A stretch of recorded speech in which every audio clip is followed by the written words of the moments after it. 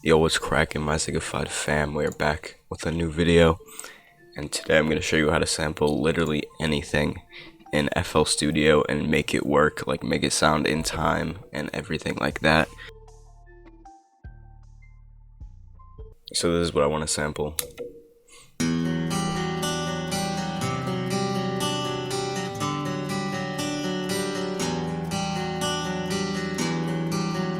So the absolute first thing you gotta do is like find your loop.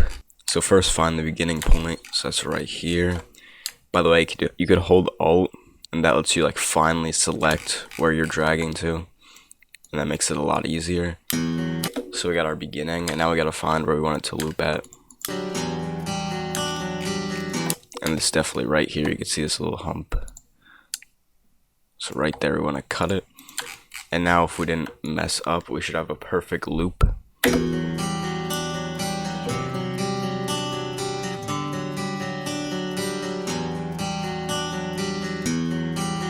It's pretty good. And now we are going to want to stretch it to fit our tempo.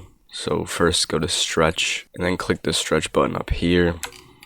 And you can either stretch it to 4 bars or 8 bars. I'm going to do 8. Once again, you could hold Alt to like precisely drag it to exactly where you want it.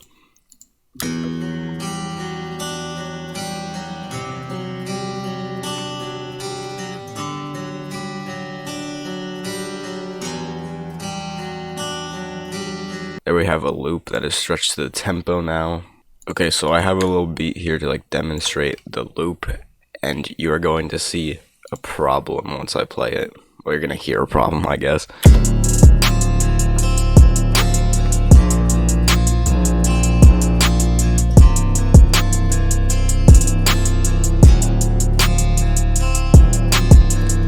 As you may or may not have heard, it's not staying perfectly in time the whole way through, especially at the end here.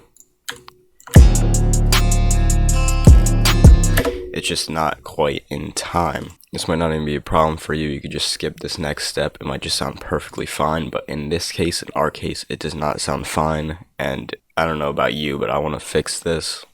So I'm going to show you how to do that right now. Okay, the first thing you're going to want to do is open Edison, arm it for recording, and let your loop play into it, or let your sample play into it. Okay, now that we got an Edison, you're going to want to open new time right here, and you're going to want to drag this in. Just for simplicity's sake, mute this in the playlist, so you have a blank playlist, hopefully. You should probably turn the metronome on as well. And now in new time, you're going to want to click this button, slave playback to host. This just makes it easier for me, in my opinion, because when you click play here, it'll play it with the metronome, because I don't think there's any way to get a metronome in here. Maybe I'm wrong though. There's one more thing we're going to want to do before we get started here. You're going to want to right click this tempo box and then type your project tempo, in my case 157. And then once you do that, click this sync button. This has no impact right now, but it'll come in handy in a moment here. Okay, so the basic premise of new time is that you can like double click actually, and you could like move the whole audio around, like move segments of the audio around to make them in time. Like in that case, I just fixed that. That was not in time before. Basically, you could just double click and then move everything around, and it stretches everything so it all works out in the end. So this is useful enough right now, and I probably could do this retiming right now, but there's a way to make it even easier, and this is the sauce. And that sauce is turning down the BPM. And in my opinion, it just makes it a lot easier to hear what you're doing, because like everything's slower, obviously. And this is why we did this thing over here, did the tempo sync. If you don't do that, then this won't work.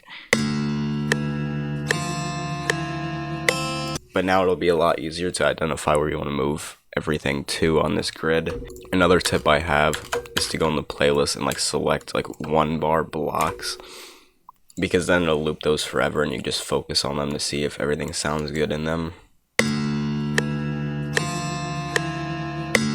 In this case, this is like slightly off and I want to move it, so I'm gonna move it.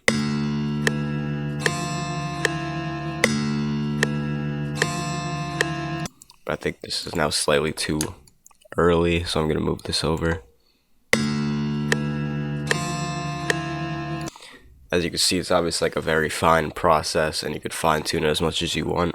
But I'm gonna do that for all 8 bars of this sample, this process that I just showed you.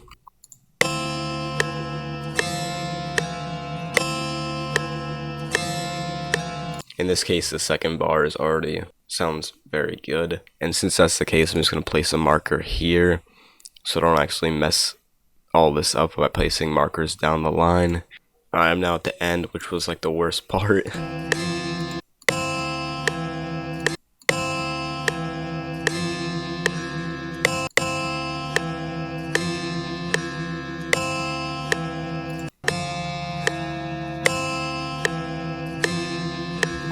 Alright, so I finished retiming, so I'm going to put it back to the original BPM of 157, and let's see what we got.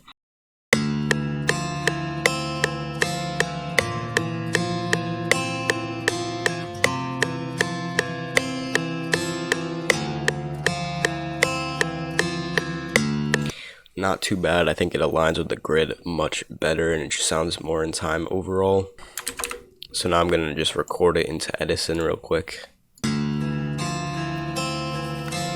Alright, so I now got the loop bounced out, and I'm just going to try it in the beat again to see if it made it better. So first of all, this was before the retime.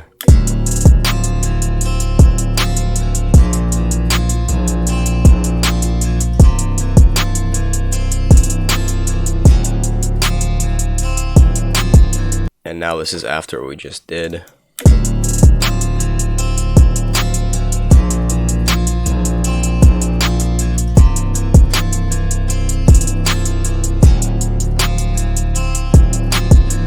So yeah, it fits a lot better.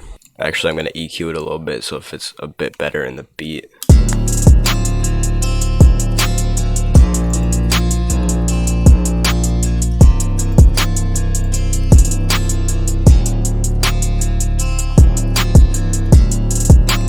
But yeah, now the sample just overall fits better in the beat, and it just feels more cohesive, I guess. But that is really all there is to it. There's really no secrets or anything. It's actually pretty straightforward and easy once you actually know how to do it. If you got anything useful out of this video, you know what to do. Follow my Instagram, like the video. Comment. I think it's like the first time I'm ever asking for you guys to like the video because I'm dropping sauce, But yeah, that's it. Thanks for watching.